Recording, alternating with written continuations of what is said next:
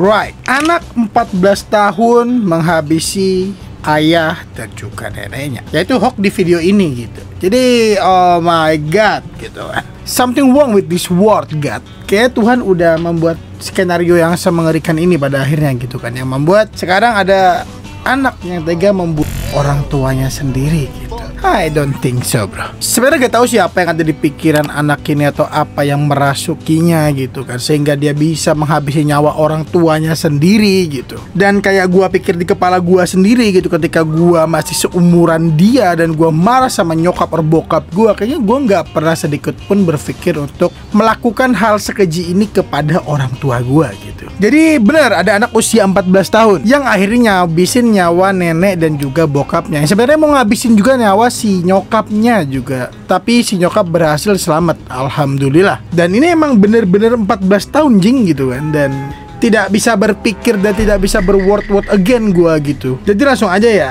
ini terangin.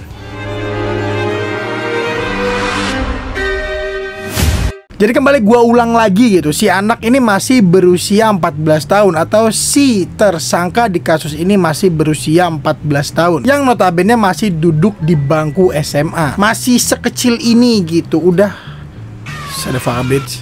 Ya, kejadian ini bermula pada tanggal 30 November kemarin. Bener-bener baru aja gitu, dimana sang anak ini tanpa ada angin dan hujan tiba-tiba di malam hari itu melakukan something wrong like kill the dad and grandmother gitu. Jadi kan emang bener-bener gak ada yang bisa menggambarkan situasi ini gitu kan. Jadi ya bener-bener direkam jejak anak ini setelah ditangkap dan diperiksa gitu, dimana dia tuh adalah seorang anak yang good boy, soft spoken gitu, dimana si anak ini di sekolah itu cukup pintar dan berprestasi. Di kalangan teman-temannya dia ramah dan suka berbaur, humble gitu kan. Ya memang gak ada rekam jejak sama sekali gitu. Dan ketika ditanya oleh para penyidik dari kepolisian gitu, dan kayak apa yang salah dari dirimu, mengapa kau melakukan hal seperti ini gitu, dia pun tidak menyebutkan dan tidak terlihat ada sebuah kesalahan or gangguan di dirinya gitu. Dia hanya adalah anak cowok berusia 14 tahun yang ingin menikmati masa mudanya, maybe. Nah, di sini yang membuat penyelidikan menjadi semakin sulit gitu, dikarenakan ya si anak ini susah untuk diajak kerjasama gitu. Kayak ya memang dia mau ngekill aja gitu, nggak ada something yang mengganggu dia gitu, menurut dia nih. Nah, jadi kita langsung balik aja ke kasus dimana kronologinya terjadi itu, yaitu pada tanggal 30 November malam gitu kan. Ya saat itu pun ya orang tuanya tidur di atas dan nenek juga tidur di kamarnya, ya seperti keluarga yang biasanya berbaur dan juga tidur di malam hari gitu. Namun pada malam itu si anak ini tuh kayak bolak-balik naik antara lantai 2 dan lantai 1 gitu kan. Nah, sampai ketika si anak ini pun setelah bolak-balik, dan ternyata dia tuh bolak-baliknya dari dapur gitu untuk mengambil senjata tajam atau pisau. Dan tak lama dia pun langsung masuk ke kamar orang tuanya yang langsung menikam si ayah di bagian leher dan si ibu. Lalu dia pergi mendatangi neneknya, kemudian ditikamnya juga, dimana si nenek ini adalah ibu dari ibunya si tersangka. Jadi kayak ya nenek dari sisi ibu gitu. Nah, dan setelah melakukan hal keji tersebut, dimana tersangka itu langsung meninggalkan rumahnya dan berusaha keluar dari komplek. Jadi dia tuh keluar dari komplek yang kemudian dilihat oleh petugas keamanan yang berada di sana gitu. Pada awalnya tuh petugas keamanan tuh mencoba memanggilnya gitu, kayak "Hi, how you doing?" gitu, kayak nanya gitu, karena si petugas keamanan merasakan ada yang salah dari gerak-gerik tubuh si anak ini. Yang saat didekati terlihatlah bahwa tangan si anak dan baju si anak itu terlihat berlumuran darah. Nah, setelah dipanggil didekati, ternyata si anak ini tuh lari. Oh iya, BTW gue belum cerita ya. Jadi kejadian itu berada di Jakarta Selatan, tepatnya di perumahan Bona Indah. Ya carilah, gue nggak tahu, gue di Kalimantan bro. Nah, kemudian si anak ini tuh berlari ke arah lampu merah Karangtengah.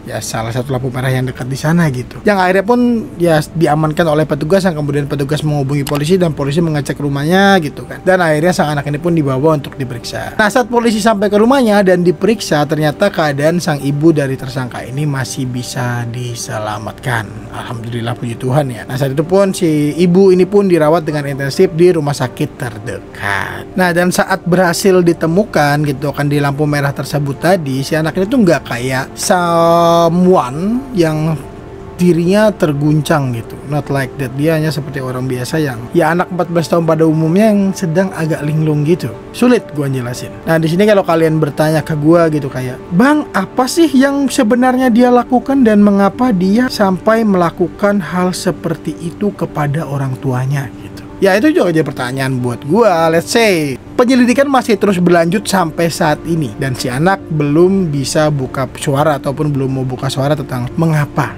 dia melakukan hal tersebut. Ya di sini yang membuat hati gua sedikit teriris gitu kan. Ketika sang ibu ini setelah sadar, dia langsung menanyakan keberadaan anaknya. Yang kemudian saat ditanya oleh beberapa orang terdekat, kayak gimana bu gitu kan, anaknya kayak gini gitu. Di sana sang ibu tuh menjawab like, bagaimanapun dia tetap anak saya. Apa yang dilakukan, dia adalah anak saya. Saya sudah memaafkannya. Semoga dia dihukum seringan-ringannya. Fuck!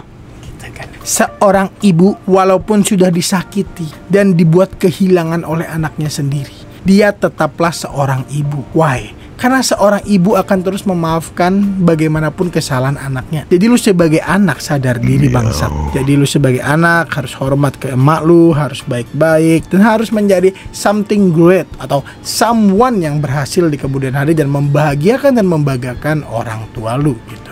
Dan yang terakhir gue temuin gitu ya udah ya pasti di Twitter dan di tweet dan di seluruh media yang ada di sini gitu. Ternyata ada yang bilang bahwa sang anak ini adalah anak yang ditekan gitu oleh keluarganya untuk terus menjadi pintar, belajar dengan rajin dan tidak punya dunia selain belajar dan mengabulkan permintaan orang tua. But who knows gitu, belum ada penjelasan ataupun kronologi lebih spesifik tentang kasus ini, mengapa anak itu melakukan hal tersebut. Yang kemungkinan nanti kalau misalkan terjadi pembaruan kronologi, gue bahkan buat video short, jadi kalian stay aja di YouTube short gue gitu, karena kalau buat video semacam ini kepanjangan dan buang-buang waktu gitu kan. I don't know bro, ya semoga kedepannya kayak bisa saling memperbaiki diri lah antara ibu dan juga si anak ini, dan semoga di kedepannya kita tidak mendapatkan something like ya kejadian kayak gini lah, yang bisa dibilang kita jangan sampai membuat sesuatu yang tidak perlu menjadi perlu, sesuatu yang berbahaya menjadi aman gitu kan. Jadi kita harus membenarkan apa yang seharusnya benar dan menyalahkan apa yang memang salah. Jika kita bisa membimbingnya ke arah yang lebih baik, let's say ayo gitu. Tapi kalau misalkan udah terlanjur, biarlah hukum yang mengerjakannya. Kita tidak perlu campur. Dan buat kalian gua minta tolong jangan hujatlah si anak ini gitu. Kita tidak tahu bagaimana keadaan hatinya, bagaimana keadaan mentalnya, dan bagaimana hal ini bisa terjadi hingga sespesifik ini gitu. Jadi buat kalian yang suka konten-konten kayak gini bisa langsung subscribe dan bantu gua dengan tekan tombol subscribe itu. Jadi sekian dulu ini terangin dan Free Palestine.